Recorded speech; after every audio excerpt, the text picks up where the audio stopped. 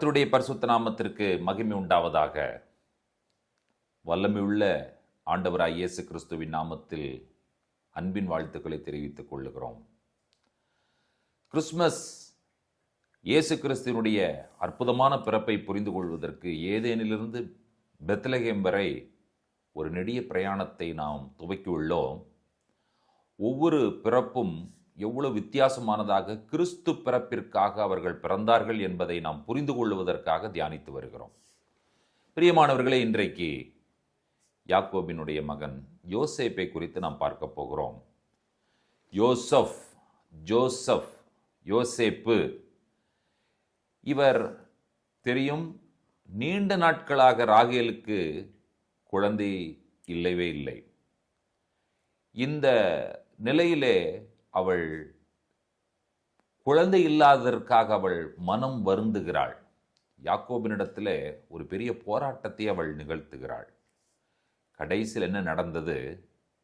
ஆதியாகமத்தின் புஸ்தகம் 30ஆம் அதிகாரம் 22 முதல் 24 வசனங்களை வாசிக்க கேட்கலாம். தேவன் ராகேலை நினைத்தருளினார்.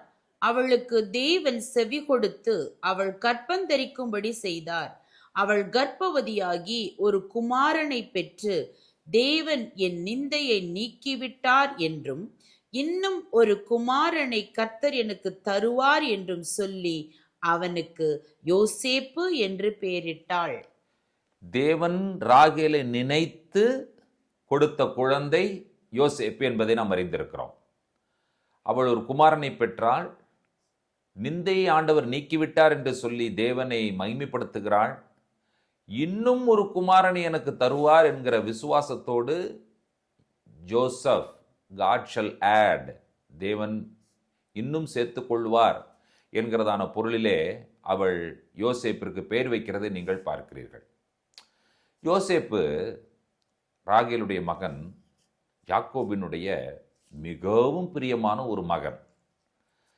ஜோசப் நீங்கள் பார்த்தீங்கன்னு சொன்னால் மற்ற எல்லாரை காட்டிலும் இந்த ஃபர்ஸ்ட் பார்னுக்குண்டான அந்த குவாலிட்டி அவர்கிட்ட இருந்தபடினால ஜோசப் ஸ்பிரிச்சுவல், ஃபினான்ஷியல், இந்த ரெண்டு பிரிவாக இருக்கிறதான அந்த பர்த் ரைட்டில் ஆவிக்குரிய ஆசீர்வாதங்களை யாருக்கு கொடுக்கிறார் என்று சொன்னால் யோசேப்பிற்கு கொடுக்கிறார்.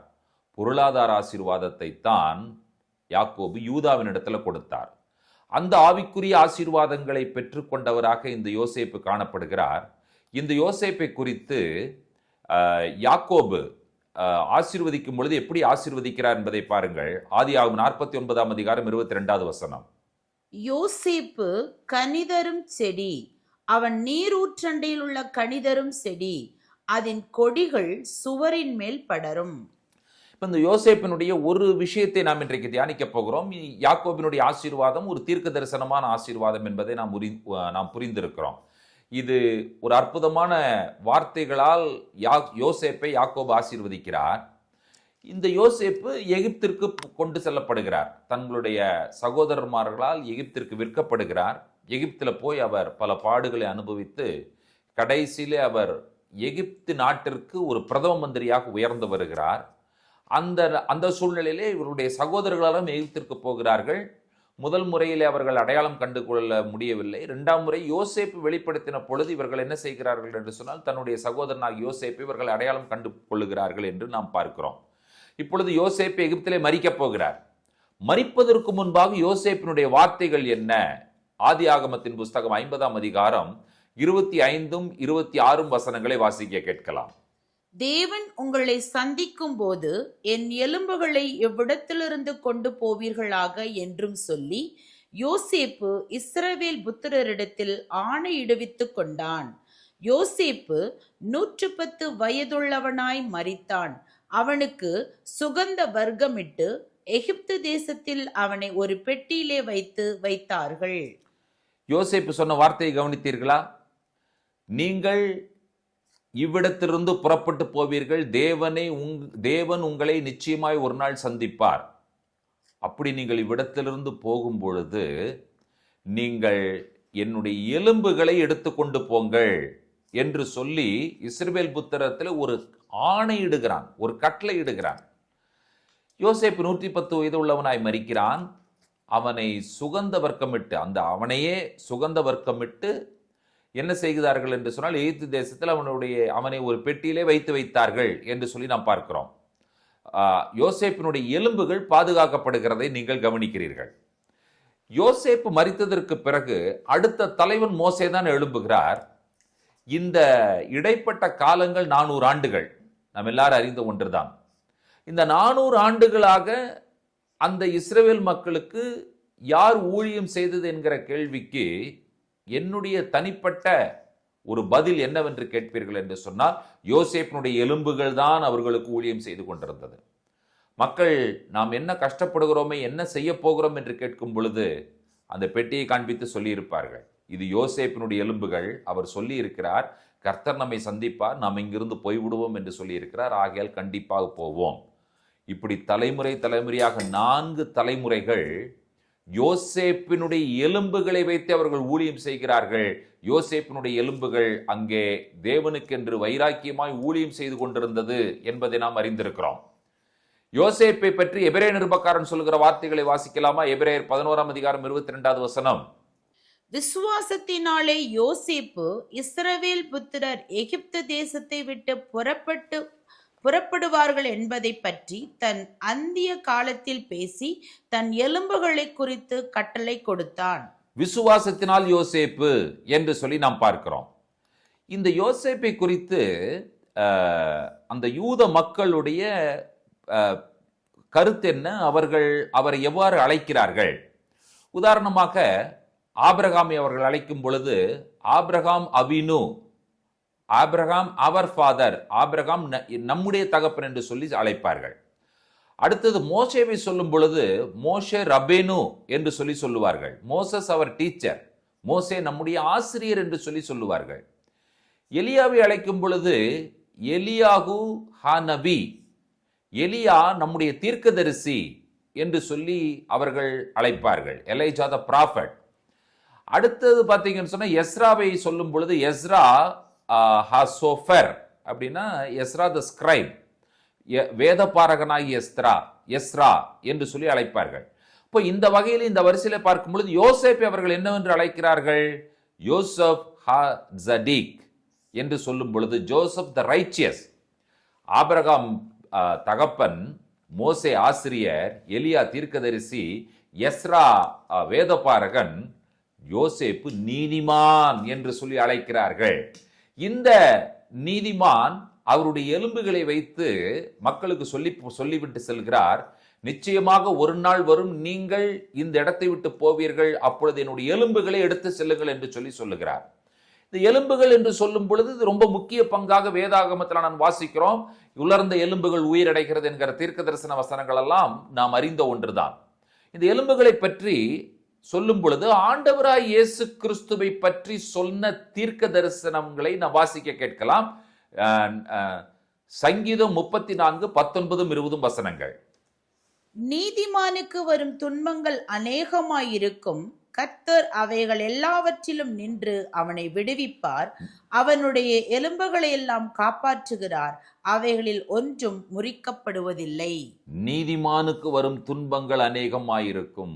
Many are the afflictions of the righteous. அவைகள் அடுத்தது சொல்லுகிறார், அவனுடைய எலும்புகளை எல்லாம் காப்பாற்றுகிறார், நீதிமானுடைய எலும்புகளில் ஒன்றும் முறிக்கப்படுவதில்லை. இவ்வளவு அழகாக சொல்லப்பட்டிருக்கிறது பார்த்தீங்களா? இது தீர்க்க தரிசனம் யாருடைய வாழ்க்கையில நிறைவேறுகிறது? இயேசுவினுடைய வாழ்க்கையில நிறைவேறுகிறது.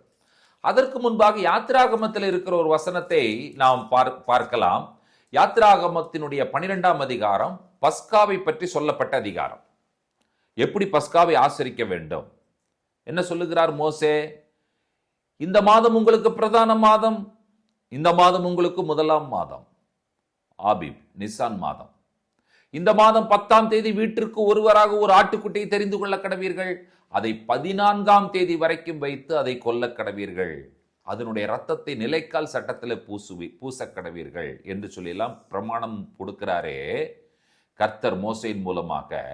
அந்த பிரமாணத்தில் ஒரு முக்கியமான விஷயத்தை நாம் கவனித்திருக்கிறோமா என்று தெரியவில்லை. அதை இன்றைக்கு வாசிக்க கேட்கலாம். யாத்திராகமம் 12ஆம் அதிகாரம் 46வது வசனம். அதை ஒவ்வொரு வீட்டிற்குள்ளும் புசிக்க வேண்டும். அந்த மாம்சத்தில் கொஞ்சமாகிலும் வீட்டிலிருந்து வெளியே கொண்டு போகக்கூடாது. அதில் ஒரு எலும்பையும் முறிக்கக்கூடாது. பஸ்கா ஆட்டுக்குட்டியினுடைய எலும்புகள் முறிக்கப்படக்கூடாது. பஸ்கா ஆட்டுக்குட்டி யார்?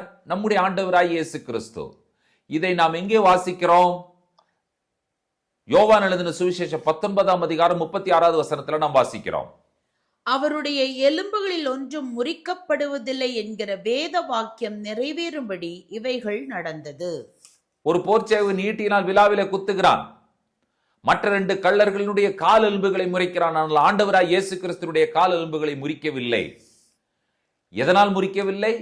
அவருடைய எலும்புகளில் ஒன்றும் முறிக்கப்படுவதில்லை என்கிற வேத வாக்கியம் நிறைவேறும்படி இவைகள் நடந்தது என்று சொல்லி நாம் வாசிக்கிறோம்.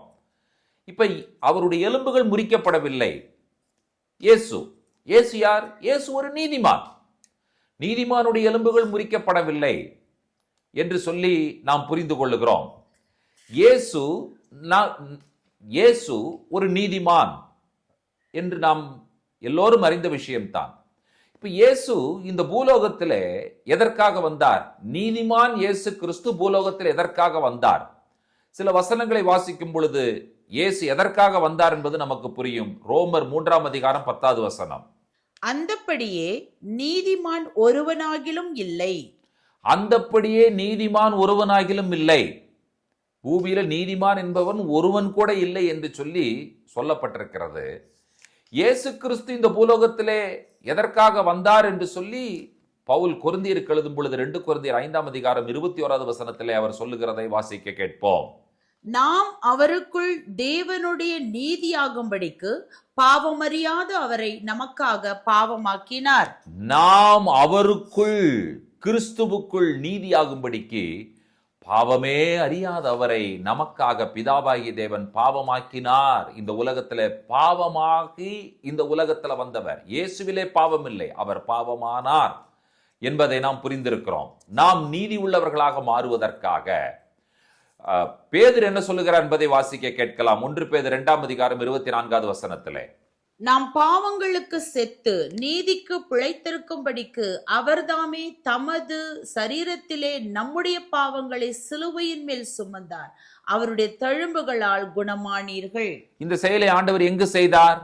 பரலோகத்திலே செய்தார், பூலோகத்திலே செய்தார். பூலோகத்திலே பிறந்து இந்த விஷயத்தை ஆண்டவர் செய்தார். எதை செய்தார்? நாம் பாவங்களுக்கு செத்து நீதிக்கு பிழைத்திருக்கும்படிக்கு இயேசு என்ன செய்தார்? சரீரத்திலே நம்முடைய பாவங்களை இந்த பூமியிலே பிறந்து சுமந்தார், சிலுவையின் மேல் சுமந்தார். அவருடைய தழும்புகளால் நாம் குணமாகிறோம். என்ன குணம்? பாவத்திலிருந்து குணம். குணப்படுகிற பாவி, அதாவது பாவி குணப்பட வேண்டும். அந்த குணப்படுதலை ஆண்டவர் சிலுவையில நமக்காக செய்தார். அதற்காகவே இந்த உலகத்துல பிறந்தார் என்பதை நாம் அறிந்திருக்கிறோம்.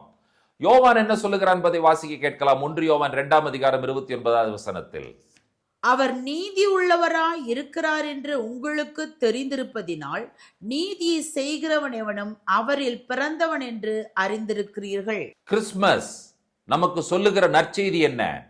இனி நீ பாவி இல்லை, இனி நீ நீதிமான். எதனால் நான் நீதிமான்? எனக்கு கிறிஸ்து இந்த உலகத்துல நீதிமானாக பிறந்து என்னை நீதிமானாக மாற்றி இருக்கிறபடியினாலே நான் சொல்லுகிறேன், நான் பாவி அல்ல, நான் நீதிமான். எல்லாரும் பாவம் செய்து தேவ மகிமையற்றவர்களானார்கள். நீதிமான் ஒருவனும் இல்லை, ஒருவனாகிலும் இல்லை. கிறிஸ்து இயேசுவின் இரத்தத்தின் மூலமாக நீங்களும் நானும் நீதிமான்களாக்கப்பட்டிருக்கிறோம். பாவிகளாகி உங்களையும் என்னையும் நீதிமான்கள் ஆக்குவதற்காகவே கிறிஸ்து இந்த உலகத்துல பிறந்திருக்கிறார். அந்த கிறிஸ்துவின் பிறப்பை நாம் அறிக்கை செய்யும் பொழுது மகிழ்ச்சியோடு கூட நாம் நீதிமான்கள் என்கிற விஷயத்தை அறிக்கை செய்தவர்களாக இந்த கிறிஸ்துமஸை கொண்டாடினால் நமக்கு எவ்வளவு மகிழ்ச்சியும் சந்தோஷமுமாயிருக்கும். ஜெபிப்போம். பரிசுத்தமுள்ள பிதாவே, இந்த ஆசீர்வதிக்கப்பட்ட நேரத்திற்காக நாங்கள் நன்றி சொல்லுகிறோம். 2000 ஆண்டுகளுக்கு முன்பாக விண்ணுலகிலிருந்து இந்த மண்ணுலகில் நீதிமானாக நீர் அவதரித்தீர். பாவிகளாகி எங்களை நீதிமான்கள் ஆக்குவதற்காகவே இந்த உலகத்தில் வந்தீரே, அதற்காக நாங்கள் நன்றி சொல்லுகிறோம். உம்முடைய வருகை எங்களுக்கு மகிழ்ச்சியும் சந்தோஷத்தையும் கொடுக்கிறது. நாங்கள் இந்த உலகத்தில் நீர் பிறந்ததினால் உம்மை ஏற்றுக்கொண்டவர்களாகிய நாங்கள் அறிக்கை செய்கிறோம். நாங்கள் நீதிமான்கள் என்று அறிக்கை செய்கிறோம். கிறிஸ்து இயேசுவுக்குள்ளாக எங்களை நீதிமான்களாக்கின உம்முடைய குமாரனுக்காய் உள்ளத்தின் ஆழத்திலிருந்து நாங்கள் நன்றிகளையும் துதிகளையும் ஸ்தோத்திரங்களையும் ஏறெடுக்கிறோம். இயேசு கிறிஸ்துவின் நாமத்தில் வேண்டிக் கொள்கிறோம் பிதாவே. ஆமேன், ஆமேன். கர்த்தர் தாமே நம் ஒருவரையும் நிறைவாய் ஆசீர்வதிப்பாராக. ஆமேன். ஷலோம்.